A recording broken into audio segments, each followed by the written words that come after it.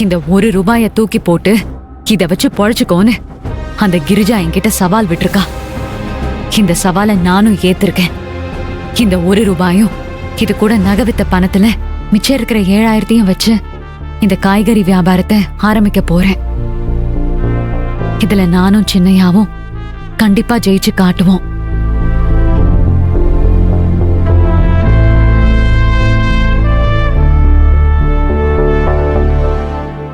நீங்க எங்களை ஆசீர்வாதம் பண்ணுங்க அத்தை. சரின்னு சம்மதம் சொல்லுங்க. ஈஸ்வரி இவ்வளவு தூரம் சொன்னதுக்கு அப்புறமும் நீ ஏமா யோசிச்சுக்கிட்டு இருக்க? மா சரின்னு உன் வாயால சந்தோஷமா சொல்லுமா. நாங்க இதை நம்பிக்கையோட ஆரம்பிக்கிறோம். இல்ல அழகு, நீ என்ன சொன்னாலும் என்னால இதை ஏத்துக்க முடியல அத்தை. ஆனா எனக்கு உன் மேல நம்பிக்கை இருக்கு ஈஸ்வரி. நீ எதை செஞ்சாலும் சரியாதான் செய்வேன்னு என் மனசுல ஒரு நம்பிக்கை இருக்கு. இது உனக்கு சரின்னு தோணுச்சுன்னா தைரியமா செய். நான் மனசார வாழ்த்துறேன்.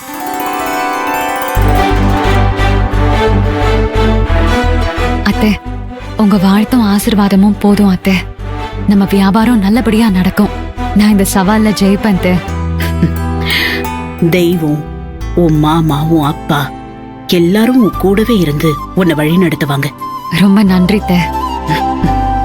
அம்மா, இந்த ஏரியாவிலே அந்த ஒரு கடை தான் இருக்குன்னு அந்த கடைக்காரர் ரொம்ப கிராக்கி பண்றாமா.